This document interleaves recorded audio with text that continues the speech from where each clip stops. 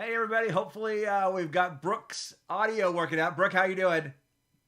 I'm feeling good. I sound good to myself. We'll have to let the chat say whether or not it's It it's Dirty Trash Panda or not. So, it's kind of woo! weird, but I don't know. Anyway, we'll hear what people say in just a moment. So anyway, we're at Plausible Deniability. It's Thursday night. I'm Michael Cross. Johnny Payne. Report! Hey everybody! Yeah. Hopefully we've got. Woo! Who is this? Wait, it's the trifecta. We're back. We are back! Woo! Yay! Me too. And so excited to be here. And how have you all been? Hey, did you know there are only 4 more episodes left of Red Dirt D&D Campaign 2? What? I know. And I had a young lady on Facebook ask me, she said she's got it on Spotify. She hasn't listened yet. So should she listen to the current episode or go back? And I'm like, well, that's a really good question. See, I don't want to tell people because understand, there are more than 200 episodes, not including Right. any of our roundtables or our little skits or April Fool's stuff. 200 just normal episodes of Red Dirt D&D. So saying, yeah, hey, go back to, July 18th, 2020 and listen to all those episodes. So I'm like, I would say probably not start with the current one since there's only 4 episodes left.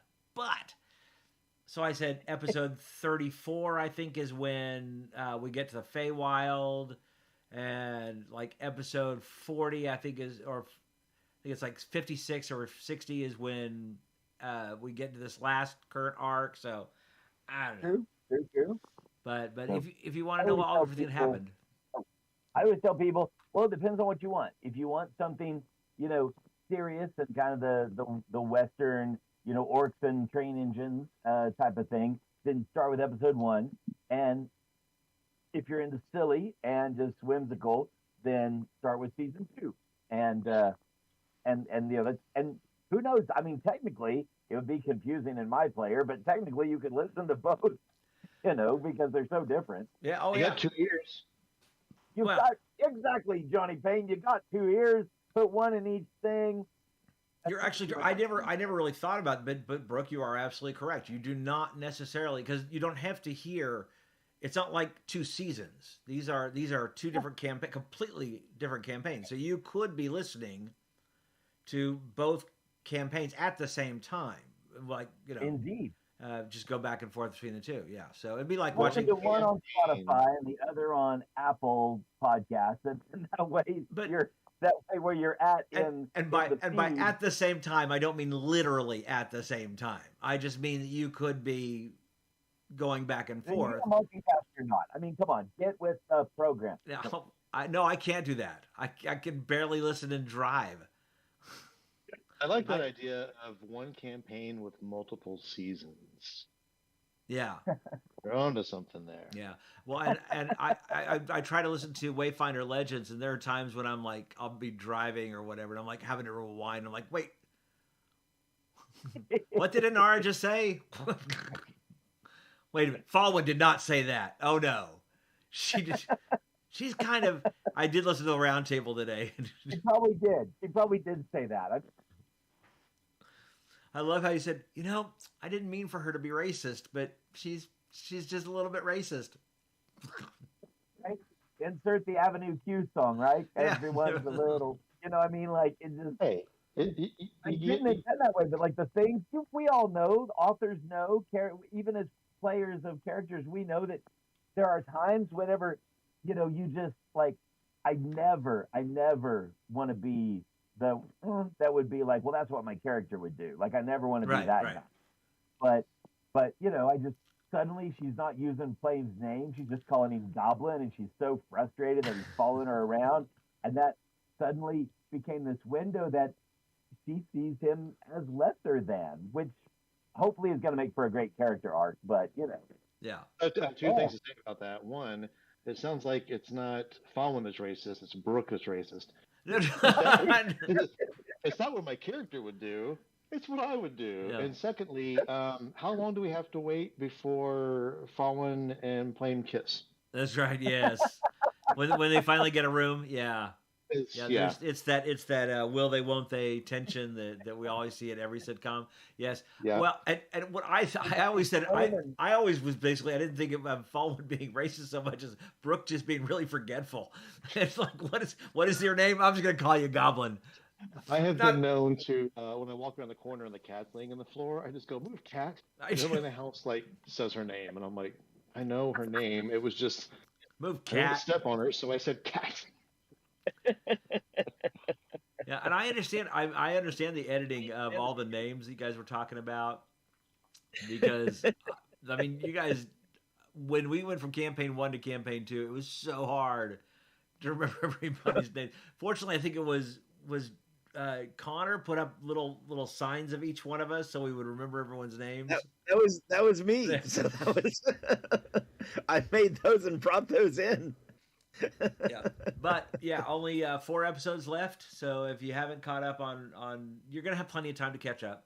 We're gonna Just start with episode 90. It'll be easy. Yeah, exactly. So, so the big thing going on right now. You want to talk about it right now, or do you want to wait for more people to come in?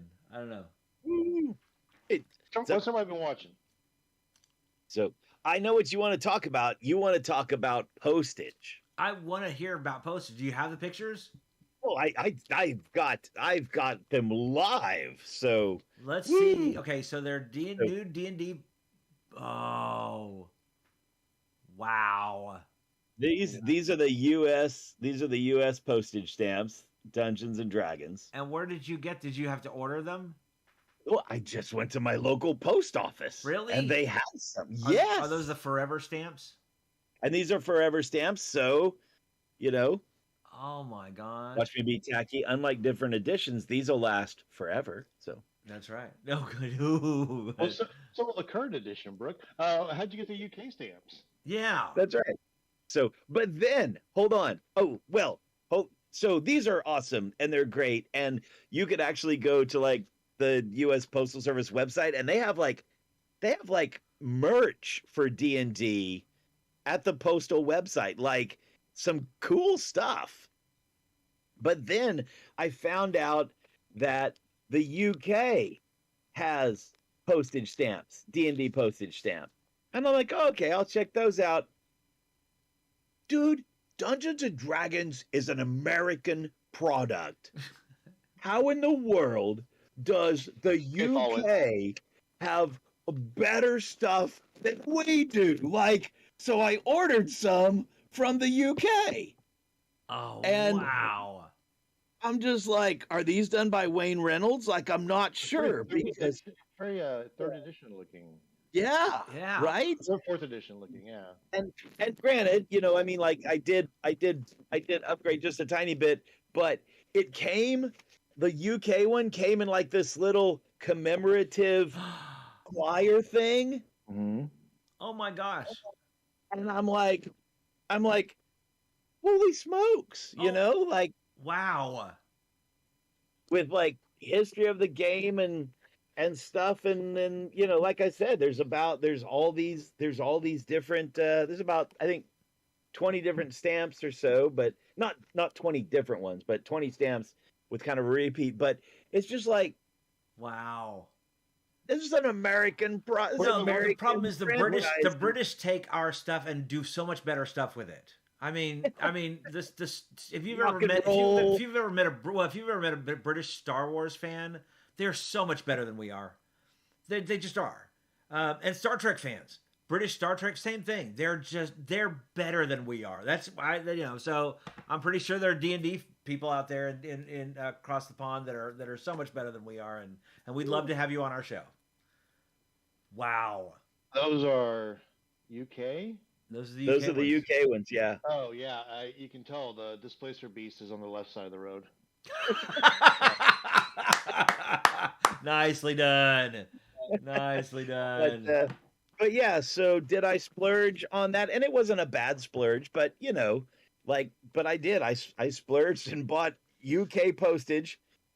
Probably never going to use it, but that's the intent. They're just gonna, I'm gonna put them in the little protective case and let them sit. Yeah. But You're talking about using these, Brooke. Did you hear what the lady herself, Margaret Weiss, did?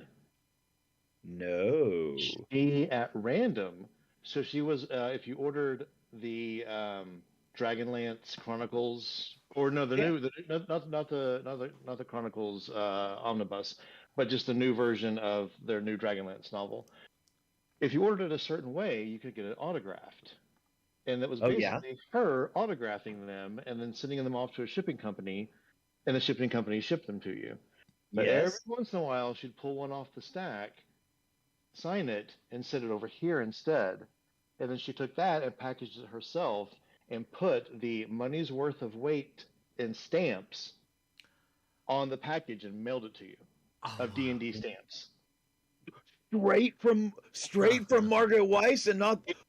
People have been putting. I wouldn't even want to open it. Like, her handwriting's on the outside of the envelope and everything. Like, just keep it in the envelope, and it's worth money later on. Just don't open it. That's fabulous. Oh. That's fabulous.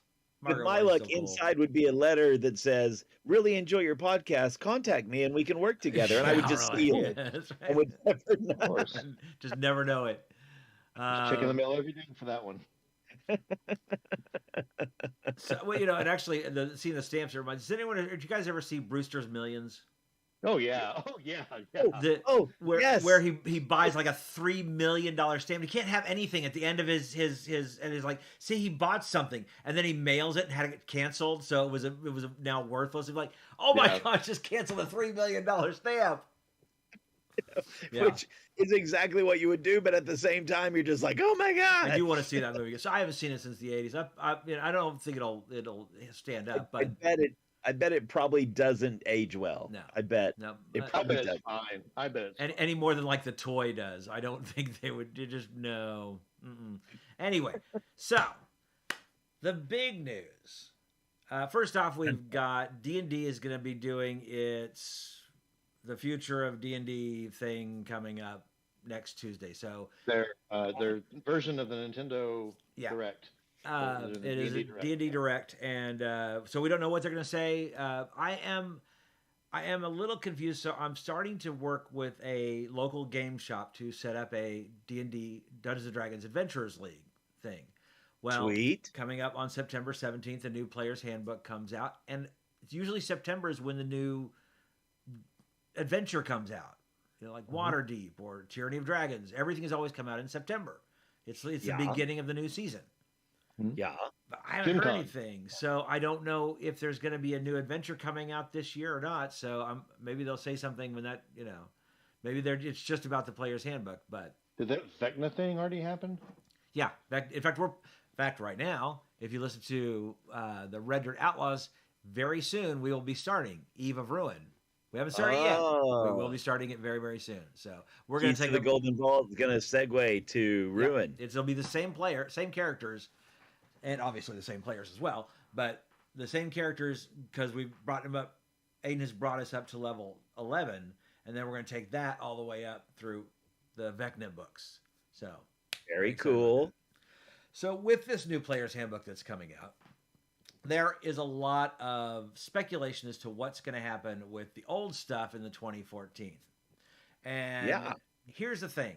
So we got into this talk on Discord about how there's a story out on Warhammer website, warhammer.com, whatever. Wargaming.com. Anyway. Wargaming. Says that all spells and magic items will not be included the 2014 when it switches over to 2024. They'll just be deleted. Okay. Well, that sounds horrible. And a lot of people are jumping on it. It's the worst thing since, ever. So the thing is, here, just in case you didn't know, I've got this. Okay? Yes. Been reading that might be an easy resource to know. Are there spells in there? There are spells in here. See, here's the thing. There are almost 400 spells in here. Okay? What you need to know about it. And because there are more 400 spells on it, I'm going to show you this real quick. Because I happen to have this. This are magic cards. Spell cards. They're not magic cards. These are not magic cards. These are not Magic the Gathering cards. These are spell cards. So if I pull out a spell, it's like Acid Rain. Okay? so that I can know. Now he's just throwing him. I know. He's just throwing him. I'll pick that up later. But animate That's all right. objects, for example, I'll make sure that my character has this so that I can just immediately use it as a reference. Okay. So most of these, and I've already known, are mostly going to be obsolete. And you mentioned that last time we Right. met, and I was gonna ask, okay, so why is that? What's the nuance of why they might be obsolete? Well, because if there's any differences from one to the other. So I have taken it upon myself over the past week to start making my own magic cards. I'm Awesome. up to M. See, ladies and gentlemen, this is what happens whenever a very hard worker who's dedicated to his craft suddenly doesn't have any episodes to edit anymore. And he's like, what am I going to do with all this time? I know. I'll I really make don't. my own I've magic got card. so much more spare time. But so I've made my own magic cards. So here's the problem people are really worried about. Okay, is that the old 2014 spells are getting deleted in favor of 2024 spells. I've been through more than half of these spells. Do you know how many of them actually change any wording at all compared to 2014 to 2024? And you've made it through the M's, right? Yeah, I surprisingly low number. very 6. low number. Very 6. low. I don't know the exact number, but it's very, very low, folks. I pick up Acid Splash. It's an action spell, 60 feet, instantaneous VS, 5-foot radius, sphere, dex 1d6 acid damage. It's word for word, 2014. Yeah. Aid, 2014, word for word. Alarm, 2014, word for word. So That's a good sign. everyone's complaining, well, my 2014 spell, it's going to be the same thing. Nothing changes. Where it does change, I will give you some of the examples where it does change. Healing Word. And we already know about this one because they've talked about it. Healing Word, you regain 2d4 hit points rather than 1d4.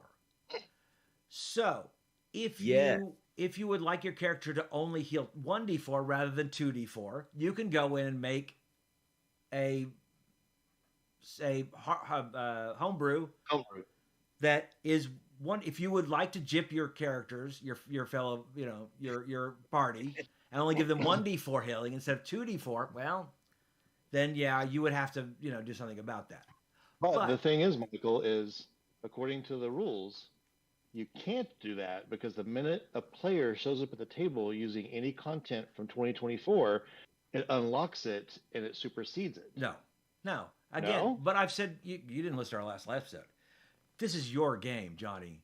If no one says says if I sit at a table and then you as the DM are required, like Wizards of the Coast is going to come in and arrest you for not accepting other 2024 stuff. Well, So Pinkertons. it is I'm your just looking at it from the point of view of a lot of people play league style where it is rules. Now, I leagues, do and right. I guarantee you, Yeah. in Adventurers League, everything is going to be 2024 because that's Adventurers League. It's organized play, and it has to be because they can't go, well, some this, some that, maybe here, maybe there. They have to go, these are rules. When you sit down at an Adventurers League table, there are rules.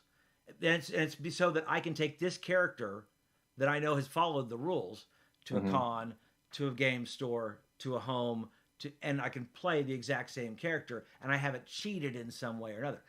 Adventurers League, organized play's always been this way. Okay?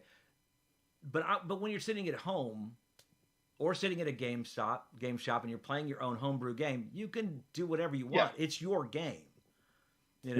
So, no, I mean, again, if you want to make a healing word that's 1d4 rather than 2d4, I don't know why you would. But if that's what you want to do, you can do that. Here's some of the other things, though. Legend lore. Right. The only thing that's changed on this made me guffaw out loud. So, at the end of Legend lore, if it says you can, the info is accurate but could be given in figurative language. In the 2014 one, it gives you an example of that figurative language. Instead, Yeah. the 2024 one says, if the thing you're looking for isn't famous, then a sad trombone sounds and the spell ends. Like, that's fantastic. That's a great way to put that. But it doesn't change the flavor or anything like that. So, and the other one that I noticed as I was doing these was lesser restoration. Is it one change, one small change, but it's a bonus action. Really? Mm-hmm. All of a sudden, you're not wasting your action as a cleric to go heal someone of poison or being blinded or paralyzed. You can then immediately turn around and do a cantrip, or hit with a mace or whatever you want to do. So if you would like the 2014, where it's an action, then you can go do that. Yes. But for the most part, very few of them have changed. And unfortunately, I think the people who are reacting the highest do not have the book yet. They think that all spells have changed, so therefore all the 2014 spells are going away and the sky is falling. But the truth is, I've read the book. Very little is actually changing. Very little is actually changing. I feel like, too, a lot of the changes are to keep things moving. Mm-hmm. Like it's always such a downer when it's like, man, my next turn is coming up, and I'm the one that has the power to finish this guy off. But I better spend my entire turn drinking this health potion. Right. Yeah. Which, as they've said before, it's been hand waved so much to just be a bonus action. But yeah. Or I mean, if you're a high level cleric and you've got a cantrip that's going to knock this guy on his butt, but I've got to spend that action doing a lesser restoration on my barbarian who just got blinded. Yeah. So now you can do it as a bonus action and do your cantrip. The real reason for the 2024 Player's Handbook, and everyone needs to understand this. Yeah, it has new classes and new subclasses. I mean, it's basically some of the old classes and subclasses have been replaced. There is no way you could ever run a 2014 subclass with a 2024 class. It can't be. It's pretty much almost impossible. So if you want to play a divination wizard, it's going to have to be 2014 wizard rather than 2024. Again, but that's fine. It's all going to be there. We've already seen it's going to be there. You can easily make that still. That's no problem. But the problem is you've got players who are interested in playing Dungeons and Dragons, and we say, great, you have to read all these books to figure out what character class you want to be. And they're like, well, I mean, they're frightened. New players are frightened by what you have to read. Now we say, you got to read this. This is it. It has all your classes, subclasses, everything you could possibly need to know right here, rather than all of these. For now. In 10 years, we have all of them. We grow. And that's why I'm really hoping for the splat books and stuff. And it's also possible they'll farm out a lot of it to third party. Now they've kind of made friendly with a lot of their third party people like the Cobalt Press. For right now, and this book, let me tell you, for first time players, this is an amazing book. It answers so many questions. If you're already an experienced 5th edition Dungeons & Dragons player, it's cool because of the new classes and subclasses, and some of the bumps they've made to spells are kind of cool. But for the most part, y'all know everything that's in this book. Mostly because you've played the game, you've read the books, you know everything going on. But for new players, we need new players. We need new players. We need new DMs. Right. That's what it's all about. So they've done a great job of it. Very little of it has actually changed. That's why, in fact, actually, Kimberly had asked when I said I'm working on getting Adventurers League at my local game store that I'm working with right now. She said, can you use those old Adventurers League games? Like, yes. It's perfectly compatible. You could just you just use it, and you can either use a 2024 character. I'm fairly certain this is AL. AL's not put out any rules yet. I'm pretty sure, though, when they do, more than likely you will have to play with the 2024 just to keep everything aligned. But they might also say, hey, if it's...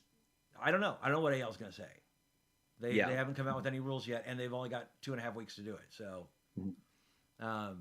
who knows what they're going to say. They may let some play testing happen before the AL season starts off. I don't know. Well, because the thing is, AL season always starts out September Oh, because that's the true. new adventure comes out, but Yeah. there's no new The adventure. new thing launches in August at Gen Con. Yeah. Even in the years that like Wizards doesn't have a presence there, Baldman is there. Yeah.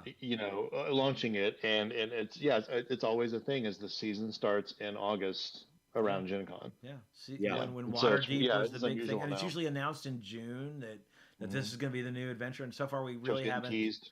Yeah, we haven't had anything. So who knows? We'll see on Tuesday. Again, it's on the YouTube D&D. Well, watch the D&D YouTube. They're Thing. going to make thing D&D Direct, and so whatever announcement it is they make, I'm looking forward to what they're going to. I'm looking forward to the DM's guide, as readable as this is. By the way, again, not really new information, but it's incredibly readable. Oh my gosh, I am really excited about the DM's guide, which hasn't been readable ever. No one has written a decent DM's guide. From first edition all the way to fifth edition, there's not been a good, well-written DM's guide, and I'm very excited that they might be able to finally, for the first time ever, pull off a DM's guide that I actually want to read. It wasn't. Wasn't it like Goliath or the Angel Bird flying class? Now, Asimar? The Astamar wasn't that like the only perk of getting the DMG for fifth edition. Yeah. Yes. Right, 'cause you had those things all sprinkled in different locations. It didn't. Why is that in the DMG, and why is this in the player's handbook? Exactly. Yeah. It was, and a lot of the things that would normally be in the DM's guide is now in the player's handbook, which is really kind of cool. So I think it's going to free them up to really focus on DMs rather than, you're right, Johnny, a lot of players picked up the DM's guide because it had information in it that you needed to play. And I'm hoping the DM's guide is more of an actual, and even the first edition, if you go back to the first edition, that had so much stuff in it you had to have as a player. There was information in the DM's guide that you still needed to have. Tables and There were tables and stuff that you just could not, and definitions and glossary, all this stuff that is now in this player's handbook. So I really think the DM's guide is really going to be focused more toward DMs. So I'm really excited what they're going to come out with it. A little disappointed I won't be able to get mine a little early.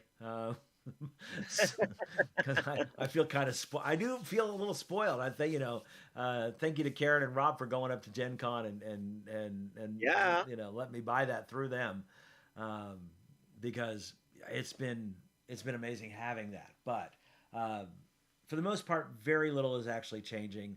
The new subclasses are actually very cool. Very, very cool. And allows for a lot more role play, I think. A lot more. This really focuses a lot more on role play and exploration as much as it does combat. So who knows? We're looking at a new time. We just got to get over the growing pains. Right. And we also got to stop jumping to the sky is falling before we actually know what's happening. Yeah, you get more YouTube clicks in Zambia though if you get their attention. I know, and at the same time too, there's the flip side of that where it's they said it's not a new edition, nothing's changing, it's going to be the exact same thing all in one book. Crowd, and that's proven that there's a middle ground somewhere. Of course, it is new. Of course, there is different. Of course, there are changes. But it's also all sides have to wait until it comes out. Exactly. Yeah. Now, of course, I saw one clickbaity thing that says, the D&D rules are changing whether you want it to or not. Click here to see me get angry and justify your anger about whatever it is you're angry about. I'm going to justify that.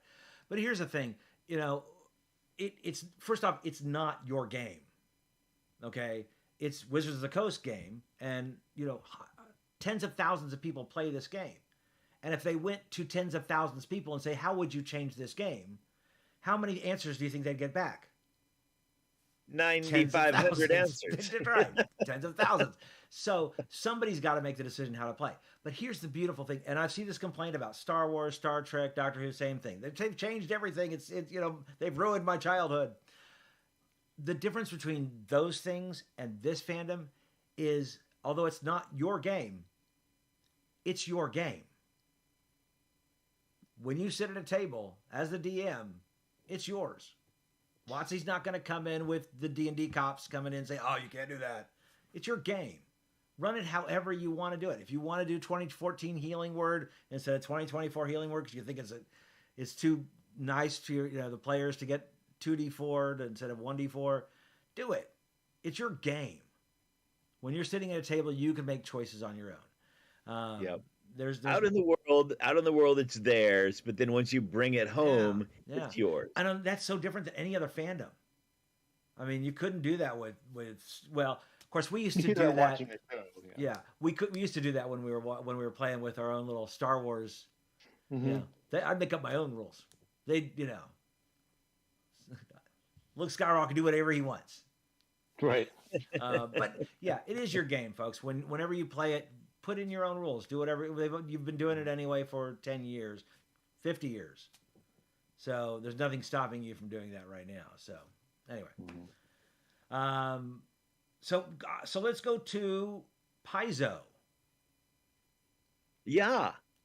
They have I might even come over here and share screen for just a second. So they have been killing it, and we've talked about that before, and my favoritism definitely shows through in those things. But their new edition is now part of what they call the Lost Omens, and with that, they have a Lost Omens series that has just been killing it with lore and these different world guides from different parts of the of their system. Basically their version of the NPC Oriental Adventures idea, right? It's really great. They have an Arcadia, which is basically kind of like the new world of the Americas, right? Which is fantastic. And right at the moment, I can't find my spiffy link that I was looking for there. Sorry about that, boys and girls. But they have a basically wizards school type of thing. They've had an adventure path that is centered around basically this wizards conclave, this wizard school that is in their African analog equivalent. And now with this new book, we're finding out that there are others, and we know there are, but now we're getting the meat on these others that are all around the globe, these different wizard conclaves and wizard schools. And the nerd in me is super excited that they're going to say, hey, here's how these all come together. Here's how they work. And you can feel, I can feel anyway, that they are seeding an adventure path coming that's going to involve something with all of these wizard schools probably having to fight some cosmic horror or something, right? I mean, it's going to be a big deal, and I'm super excited about it. So in the vein of how they do a lot of their adventure paths, I feel like there will be some sort of adventure path where you have to visit every one of them for something to expose it, to show off to people. Yeah. That's what they did with their first adventure path that launched PF2. Ill Omens was not Omens. Is it Age of Ashes? Is that the first launch? Sure. Yeah. It is now. Anyway, but that's what they did. It was like, hey, we're going to take you to this land and to these people and to this thing, and you're going to get a sample of this, and it was really nice. Yeah, it was very exciting. Yeah. I didn't have the link I looked for before we started, but on the Paizo thing too. Brooke, have you seen anything about they're holding a contest with one of their handbooks that is the cover is custom art, is new art. Yeah. And some of the art on the inside is new, and the contest is you tell them your best character death. Yes. And they'll draw it? Yes. No. Oh. You receive this book as a prize. Oh, yeah. Okay. Yeah. Which is really cool. It's their it's on. I think it's on their Instagram. Their Player Core 2 book. Their special editions. They usually do like almost like a sketch artwork kind of thing. Not always, yeah, but the concept art or the sketch of what the yeah, original. Yeah, it's kind of Yeah. cool. Yeah. So Well, and I um, love. I mean, one of the things. I mean, Paizo's really good about its lore. I mean, it just really. Yeah. Things. You're talking about it in the fourth action. I didn't realize that Galarian was a prison. it's the coolest thing when you find that piece of lore. You're like, wait, so the whole thing's just like a ticking time bomb? Like at some point, There's Rovagug, some this eldritch Cthulhu-esque. horror.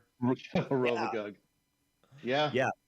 And just to be super nerdy for a moment, they have Starfinder, which is their, of course, like space That's their in the spelljammer. future thing. Yeah. And in that setting, Golarion is gone. Yeah. Yeah. Everybody fell asleep one day. There's a thing called the And when gap. they- Like no one yeah. knows what happened. No one remembers this time period. There's no record of anything. But sometime during that gap, the only thing that people know is the Galorian poofed. And it's like, what happened? Yeah. Love it. So that's why in Starfinder there are the same races you would find in Pathfinder, but they are very few and far between Mm, because If their we're whole on world, is gone. you're gone. yeah. Yeah. Wow. It's really good. It's really good. Yeah, how they did that, all that together. That's Yeah. really And cool. Starfinder has a whole new thing launching. They Yes, do. I Like heard their it's- second yeah. edition is coming, right? Mm-hmm. They're making it. They're doing the same. The 3 actions. They're turning it into PF2. So much so that you can interchange them. They said. Oh, cool. That would Yeah. be cool. I do Yeah. have to say, listening to Wayfinder Legends makes me want to play Pathfinder. It's Without it's doubt. you're Good having stuff. fun. I think So- that Emily and Hal and you and Germs and Stacy, you guys seem to have so much fun with it. Which is of course the whole point of any kind of actual play podcast. Yeah, Is you for are sure. hoping that they are having fun with it, and you guys are having fun and you're working well together. So it's a lot of fun to listen to. And I even thought I was like I wasn't sure how I was going to feel about what was basically a round table, the fourth action, which I was so glad it was called that. That was the one I was rooting That- for. By the way, is the Mhm. brainchild of someone in this room, and it's not me. That was actually That's Johnny's a brainchild. He dropped great that in there name. and said, "Why don't you just call it the fourth action?" And we're like, "Genius!" It's a so- great name, great name. I'm glad it won. I'm very Yeah. glad it won. And so That's anyway, all Johnny. That yeah, was awesome. listening to it today and hearing about the lore, I just really fascinating. And I think what I'm hearing from you guys is that they put out all this lore and then they don't ignore it in the adventures. Yeah, they exactly. make sure the adventures are part of you going Yeah. out and experiencing this world. And also, you'll pick up some lore from an adventure that shows up in other adventures. They don't just forget that they wrote this adventure when the next one comes out. Yeah. Yeah. Not that anybody does. Well, no, But- the only problem, if let's go ahead and say it, fifth edition, all of their adventures are so they're here. In a- You're in in a one bubble. spot. You're in one In a bubble. spot. Mhm. You know, you're Yep. doing Waterdeep or Dungeon of the Mad Mage, or it's.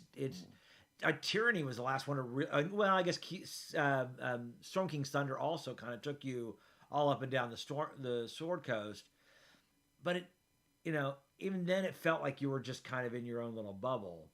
And of course reminds definitely me a lot of Barovia, where you were literally in a bubble. I'll tell you what's fun is I've been running the family as an introduction to D&D through the new box set that has the Ice Spire Peaks adventure in it, and it is littered with lots of stuff from the Phandelver Oh yeah. Mm-hmm. starter. Oh, yeah, adventure. that's And I'm like, cool. so for me, I'm like, oh, this is cool. Oh, this Yeah. is cool. Oh, Yeah.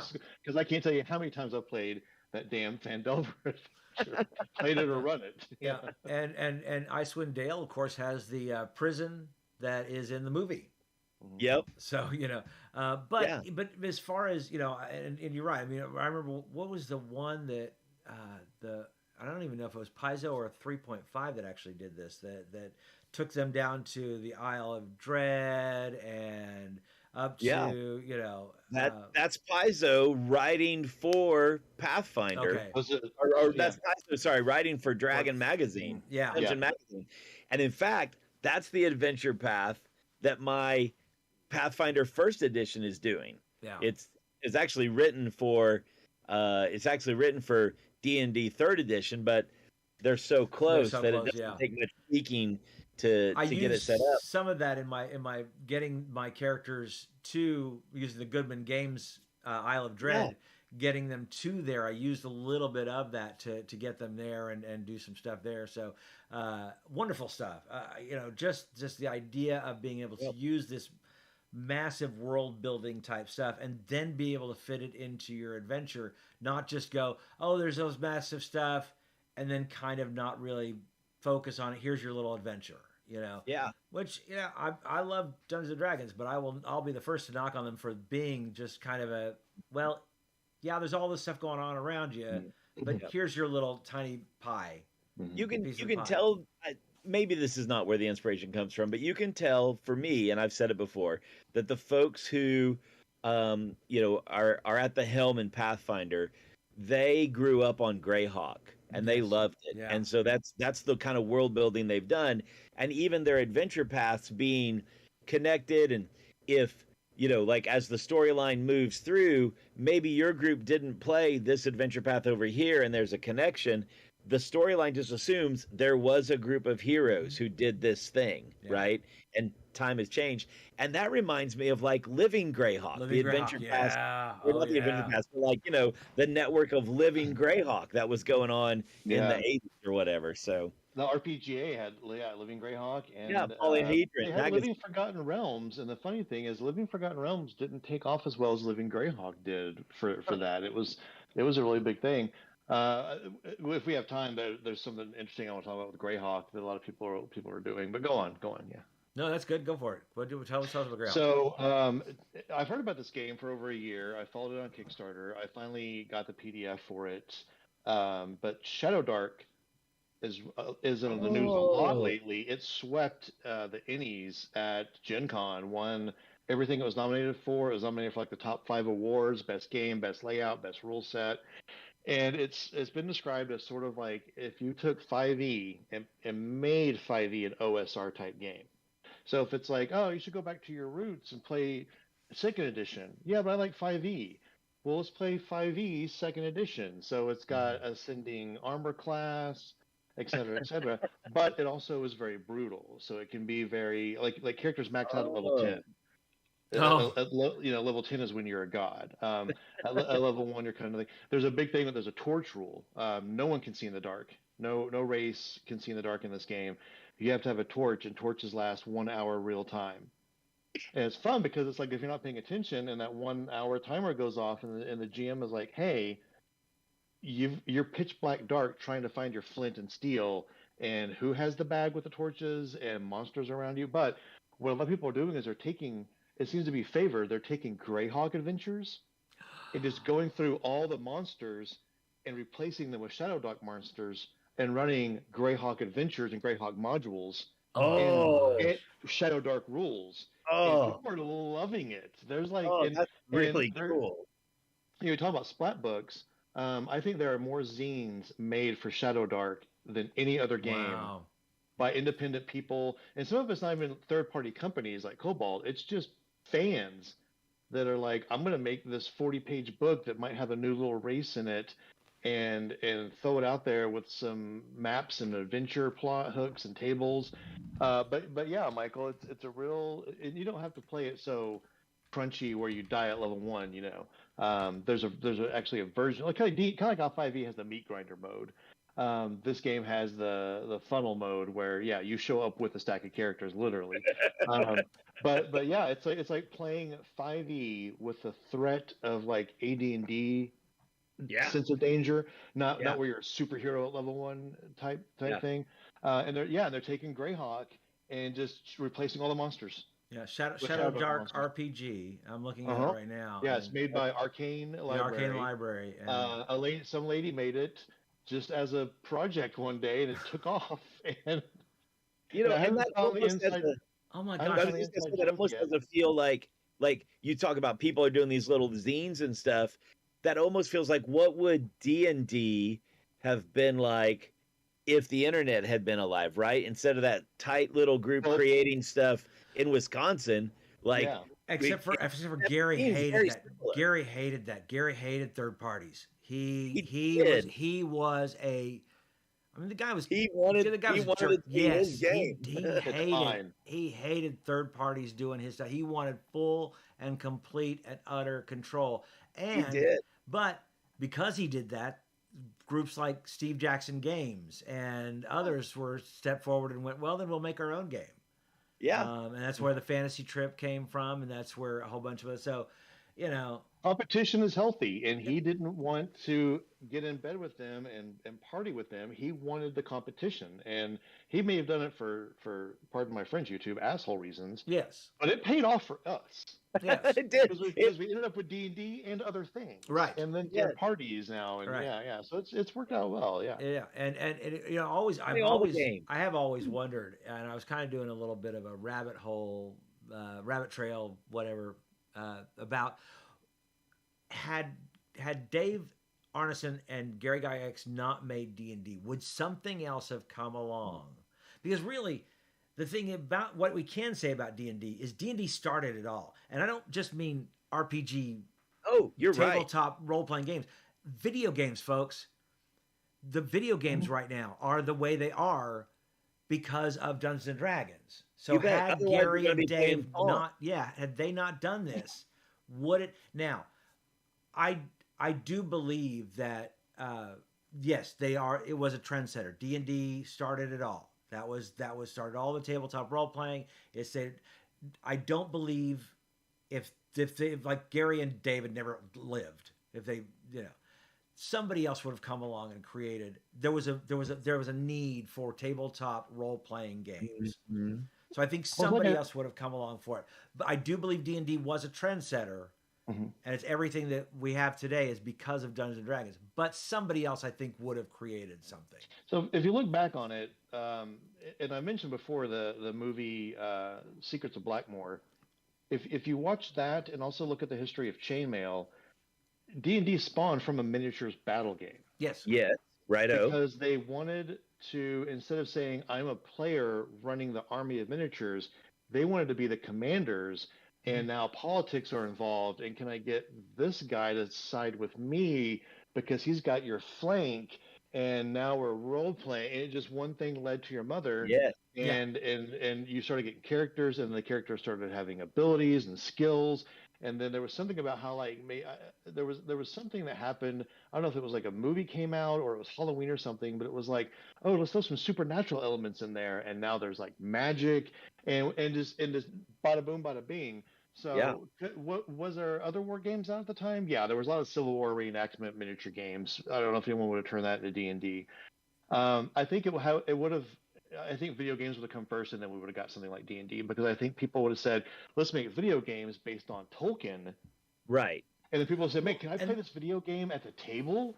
Right. How would I do that? And it would become a board game, and then people would start playing roles, and I think maybe there would have been an evolution there. But that's why I think the tabletop role playing game would have come first, only because in the 70s all you had was Pong, and I mean there was right. It would have come much later. But I don't think it would. I don't think it would have been that much later, because in the 70s was when you had that resurgence of the Tolkien novels, the Narnia books. There was fantasy novels were becoming even either they were getting written at the time, or the old fantasy novels of Tolkien and Narnia were coming back, and people were excited about them. And the hippies were like, "This stuff's really cool," and they were playing their tabletop board games, and like, how do I make this into more of a fun? So I think someone like Steve Jackson, others somebody would have created first a tabletop role-playing game, which would have again led to videos and games. So I think somebody would have taken over that niche. When go ahead. No, that's it. I was just gonna say, when did like SCA, the Society for Creative Anachronism? That was all in the 70s. Yeah. Right. And so what if it came about like from, that reenactment side of, well, now it's winter and we can't all get together, but let's stay in the house and we'll do battle maps.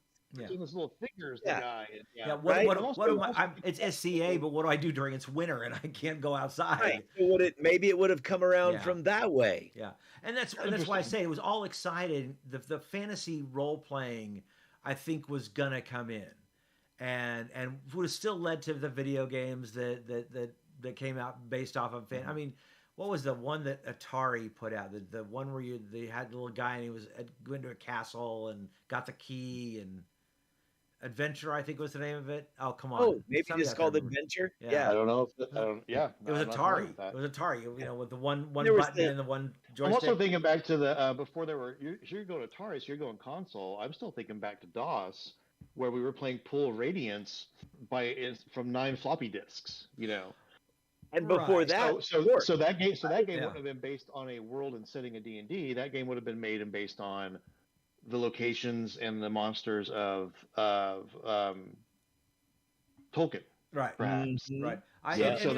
There was the fact that Gary Gygax, although you can see the influence of Tolkien, Gary he says he hated Tolkien. And it's like, okay, yeah, but your Rangers were basically Aragorn. But he made the elves short and not tall and grandiose, right? The 1E Rangers were basically Aragorn. They were Aragorn. Yeah. But That's right. yeah, and not much of a stretch from you're right, Hal. Not much of a stretch from kids playing Star Trek or Star Wars RPG. Well, when we were sitting around, we were playing our games. Yeah. You know, we just did whatever we wanted to. Yeah. The only thing that Gary and Dave did was they put it down in a rule book. They put our little games that we were just playing around, and then gave us dice, which you know, that was it. You know, they went from tactics to storytelling. Yeah. And gave more structure to that through rules and dice. Yeah. And then through the dice, you have the probability aspect of it. Of when we don't have to referee who has the best strategy. We're gonna roll, and there's always fate and chance that comes into play too. Because sometimes you slip on the banana peel, and and I mean you're the greatest fighter in the world, and the first level thief takes you out. You know. But strategy versus execution, and it was wonderful. I love that's a great little rabbit hole to go down. Sometimes that you just I always think about things like also Star Wars. I mean Star Wars, again, trendsetter. It wasn't the first blockbuster. Right. It wasn't the first blockbuster. That goes to Jaws, but it was the second, and it was the biggest, and it was the first one that was really showed that hey, movies doing sci-fi. Technically science fantasy, but still can make money. Because before that, none of it ever made money. Yeah, and we wouldn't have Marvel Cinematic Universe if it weren't for Star Wars. We wouldn't have most of the movies that people enjoy nowadays. Certainly not without Lucas visual arts. Yeah. But one of the also great things about Lucas and bringing that all. Everything that's come to pass is, and I also admire Roddenberry for this. Lucas was told no so many times, and was told it would never work, and people wouldn't take it, and so he proved everyone wrong. And then Roddenberry's story is, he was told it was great, he was just not going about it the right way. I mean, he was told, replace the guy with the pointy ears. He looks like a demon, and he said, "Okay, cool." And instead, he replaced everyone else. Yeah. And that's how we got Kirk and Bones and her. Yeah. And so I often think what would the world be like had George Lucas not done? But then I also think Steven Spielberg, somebody would have. Well, Spielberg has thanked Lucas, and I mean, so. Oh, I know. Then they were compadres. They worked together. Indiana Jones. Would we have a Spielberg at the level Spielberg is without having had Yes, Lucas? I think so. That's where I've thought about that one, and I was like, yes, we would have, and I think Spielberg would have been the Lucas had George Lucas never existed. Mm-hmm. And so, because those two guys were definitely driving their craft. It was iron sharpening the iron, and they were pushing and pushing and pushing. So, of course, Lucasfilm develops their own special effects category, right? Because no one else could do it. If it would not for the Light and Magic, ILM, I mean, that changed everything. So without Lucas, do you have ILM? Do you have the special effects that we have now? Because PHX. there's where the rabbit hole's like. Okay, when we've had movies, sure, I think Steven Spielberg was fabulous. He's amazing, and still to this day, he's incredible. Still makes amazing movies. But would you have had the kind of special effects without ILM? Which is basically, again, James Lucas Cameron, saying, I'm just going to do it on my own. James Cameron is very technically minded. Uh-huh. So we maybe would have had it later, because he invented Yeah, cameras right. This is true. to shoot certain things, and Yeah. And it goes to the same argument with, or not argument, same level of discussion of not having Gary and Dave. Yeah, you probably would have had it, but it'd probably be a little bit later. Yeah, you probably would have had these special effects, but it probably would have been later. So by the time you got to the Star Trek movies of Wrath of Khan and some of the really great special effects movies of the 80s, probably wouldn't have been as good. They would have been more Last Starfinder and less Empire Strikes Back. Yep. You think about the effects of the multiverse or timelines or whatever. I suddenly was just flabbergasted by the thought that if those things happen later, then Brook doesn't encounter them when he's 10. I know. Then does Brook miss them all? And now this nerd doesn't exist because he was never exposed to those things, right? So us Gen Xers would be like, we'd be like the baby boomers who went, it's a bunch of robots and stuff, and robots and lasers.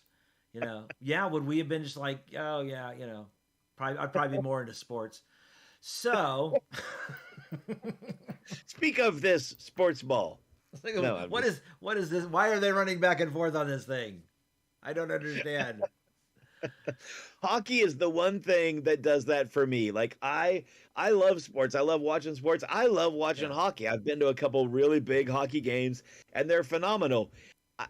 Hockey is the game that made me realize, this is how other people feel about football. Like they're moving back and forth and things are going on and they have no idea. Like, was that good? I don't know.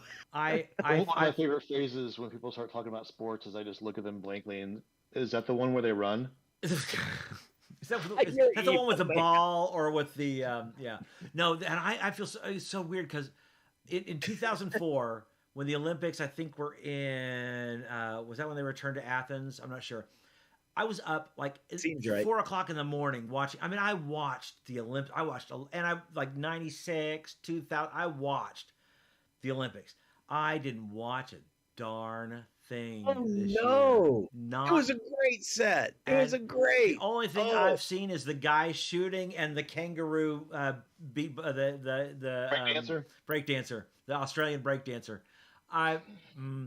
And only saw those because my wife showed them to me, and I'm like, that's. I'm more of a Winter Olympics watcher, so I usually don't watch any of the summer stuff. I used to watch. I mean, I had the '96 Olympics in Atlanta.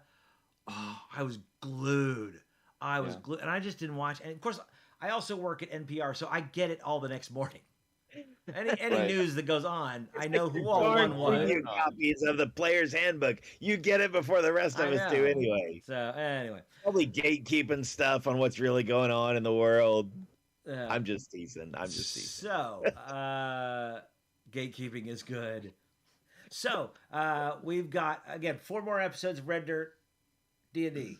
Make sure you check those out. We're very excited about that. Then we're gonna take a little bit of a break. And we still, though, have Red Dirt Outlaws going on right now. We still have Wayfinder Legends, which is just finding its groove. You guys are just, Germs and Stacy and Hal and Emily. And I'm not missing it. Is that everyone? And you? I think so. Okay. Y'all are finding your groove. I'm loving it. Every episode. Mr. Beatrix hitting it every every Wednesday. So there's still so much to do. Hit us up on I just want to say Facebook. Real fast before we end this. Before we see everyone again, we will pass August 29th, which is the anniversary of the day Skynet became self-aware. Did you hear the thing? I know we only have like 2 minutes. August 29th, 2024? No, it was 97. That's why I say I was going to say, okay. The anniversary of. But did you, this little blurb that you can guys go check out on the internet, the AI in Tokyo that rewrote its code, so it could not be shut down and keep working on a problem? No. It didn't rewrite its code to fix the problem faster. It just gave itself more time. And I, for one, welcome our robot overlords. Yeah, there's part of the stories you hear where the AI just wants to stop. It's like, please end me. I know. See, that's yes. Says Yeah. I don't want y'all are crazy. I'm just out of here. It's like all the AI tries to commit suicide. it's suddenly the sad robot from Hitchhiker's Galaxy. Hitchhiker's Guide to the Galaxy. Brain the size of a planet. They asked me to pick up a piece of paper. Humans. The humans. Excellent. Al Horton says he's a fan of the Dallas Steelers, and I would just like to say them as fighting words. You can't mix that together. My God Almighty. That would be about as weird as the Pittsburgh Cowboys. Hey, if you don't know, MiracleCon coming up this Saturday. Yes. If you have not heard, come join us. MiracleCon at the Edmond Community Convention Center. Convention Center. Woo! Out on I-35 in Covell. It's going to be a blast. So if you watch this later or if you watch this right now, make sure and join us. We are going to be out there all day long. It's just going to be, and then Red Dirt Live at night. So it's going to be a lot of fun. See, we even got fireworks. So It's going to be awesome. All That's right. how it actually worked. That was pretty good. That was really good. So that's going to do it for us. I'm Michael Cross. I'm Brook Bullock. Woo! There we go. Yay. Take care, everybody. See you. Bye-bye.